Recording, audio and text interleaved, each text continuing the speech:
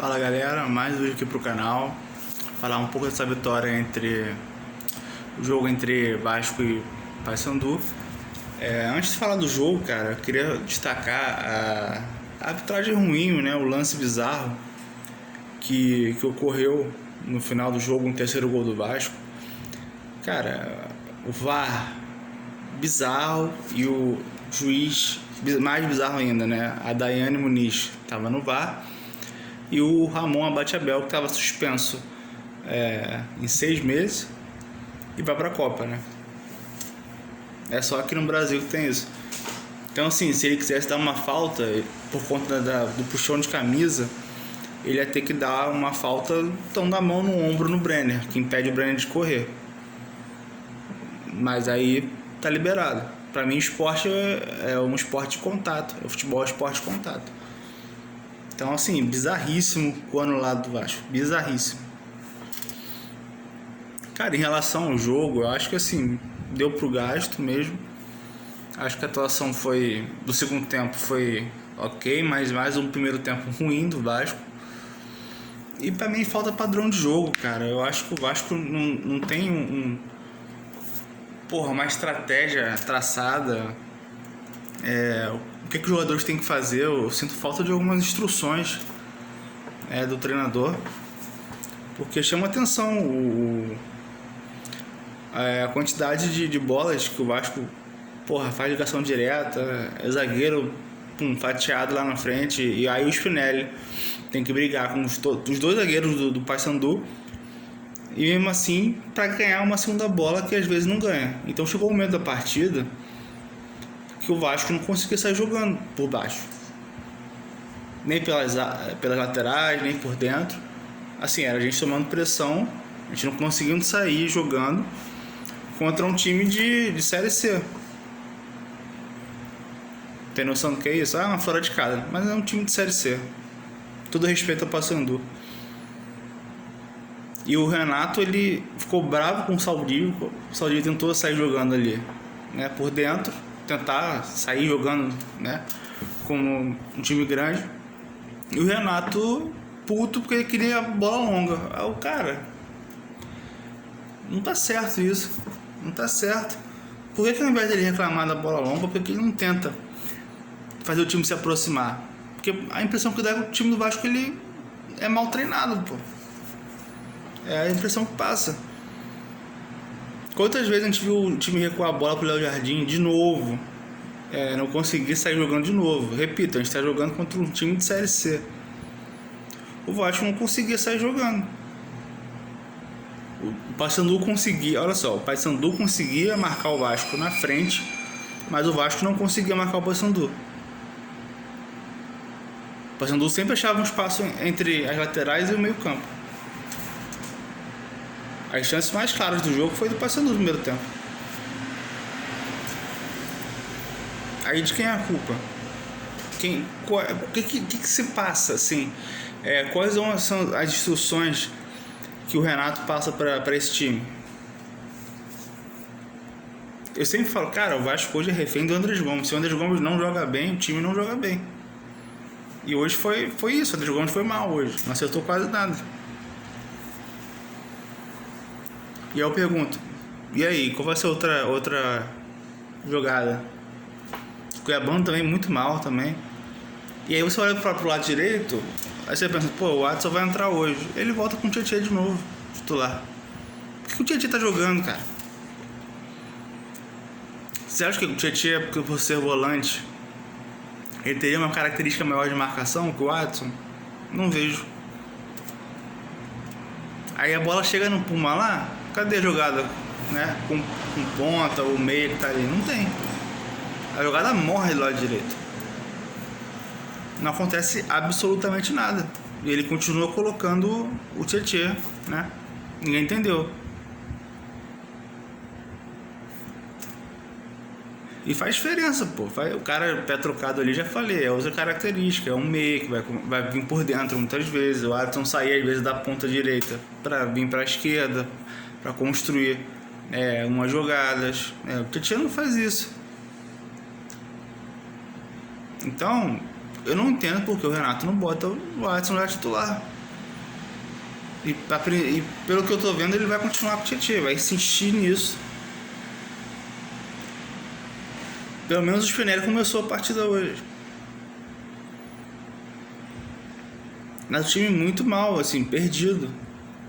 Dupla de zaga, bizarro, cara. Estavam doidos pra entregar. Assim, os reservas hoje do Vasco da zaga, eu vou te falar do Lucas Freitas, eu sempre falo isso. Pra mim, é o zagueiro mais mal aproveitado do Vasco. Eu não vejo o Lucas Freitas tão pior hoje que o Saldívia. O Cuesta pra mim é o pior de todos. Mas e o próprio Robert não, que quase entregou no segundo gol. Se enrolou todinho, o cara antecipou errado. Tá?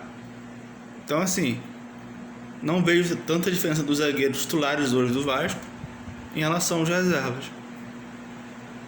Então assim, eu acho que o Vasco vai ter que contratar 2 zagueiros, porque o Robert Renan, o Vasco não vai pagar 48 milhões de euros, né, por aí. E a renovação automática de empréstimo, né, segundo a transmissão, 3 meses, porra. Então o cara vai jogar julho, vai sair em setembro. O que adianta essa merda? O que o cara vai fazer em 3 meses? Vai nem completar a temporada, porra. Então é fácil tu contratar 2 zagueiros e, cara, acabou o empréstimo, um abraço. Porque não, você vai ficar com o cara mais 3 meses pra quê?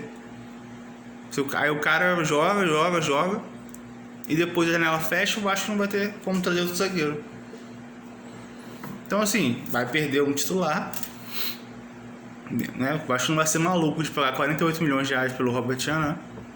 Pra mim não vale. Entendeu? Então vai ter que trazer 2 zagueiros. Um destro, porra, esse aí é de preferência, né? Alto, mais de 1,80 m de preferência.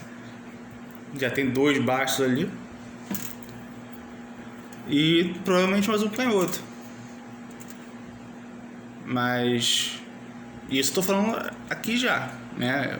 Estamos chegando a final de abril, né? Espero que a diretoria já comece a se coçar nessa questão, né? Não vai esperar em cima da hora para trazer zagueiro, não. Mas é uma zaga que não passa segurança nenhuma. O Saldívia acha que é o Pelé da zaga também. Toda hora é um enfeitezinho e tal. Não passa segurança. Hoje eu achei assim, o Thiago Mendes mal demais também, não gostei. Então assim, hoje pra mim o Spinelli foi o melhor em campo.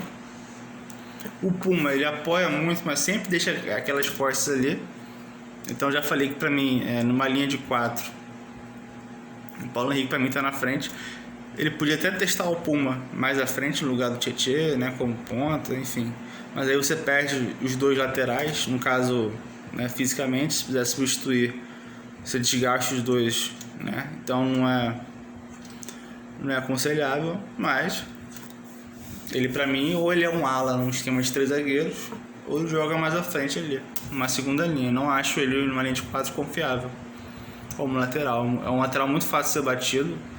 Qualquer ponta, assim, quando o Botafogo foi facilmente batido pelo Matheus Martins. Contra o São Paulo, o cara botou na frente, cruzou tudo em cima dele. Então não é um cara que tem um poder de recuperação muito grande. É isso que eu falo.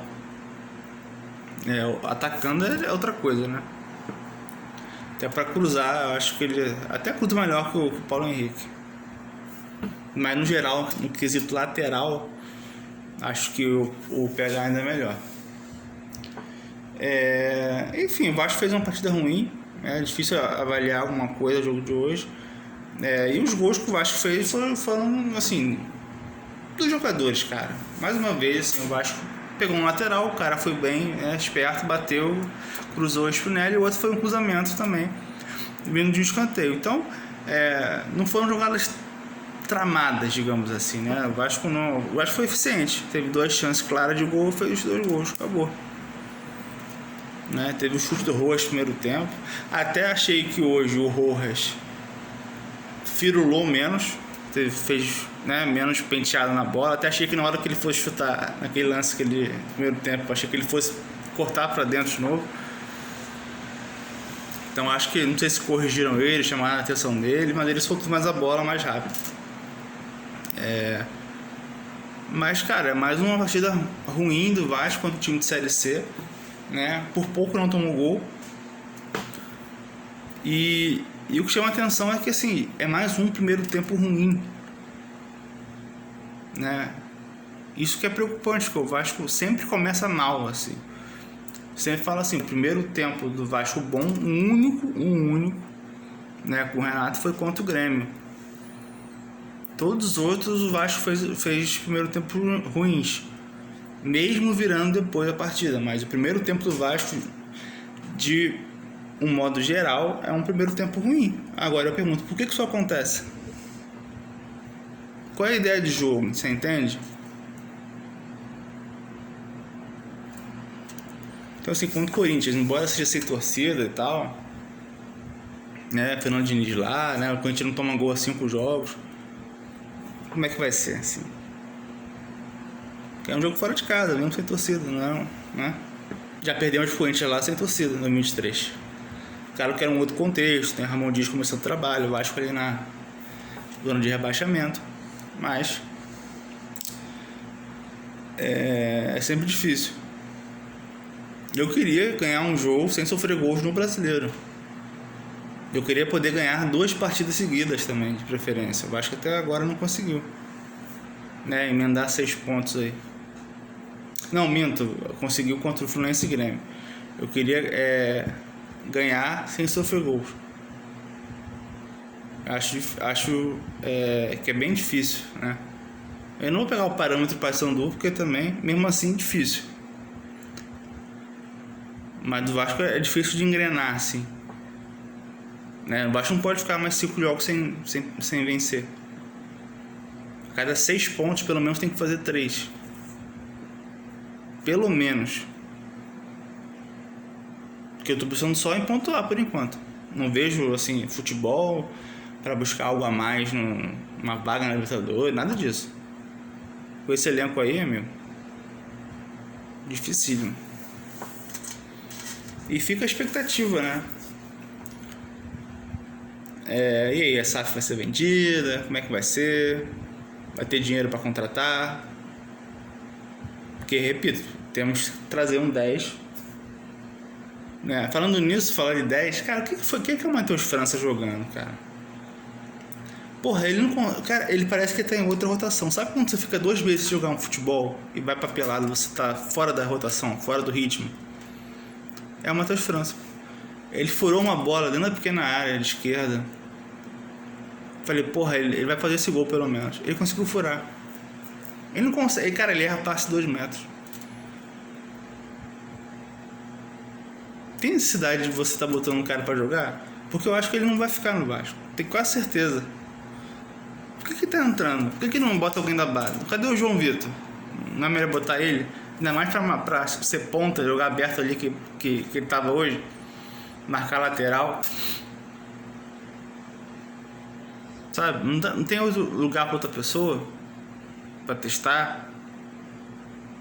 Porque assim, entrou junto ele, o Nuno e o Brenner, né? 3 caras que correndo, né? O Nuno fez o gol lá que foi anulado, mas porra, entrou mal. É um que também tá difícil, né? Tá difícil. Impressionante, cara, a dificuldade. Então assim, porra, entrou os 3 juntos, amigo. Aí o Vasco parou de atacar praticamente, né? Parou de ter a bola.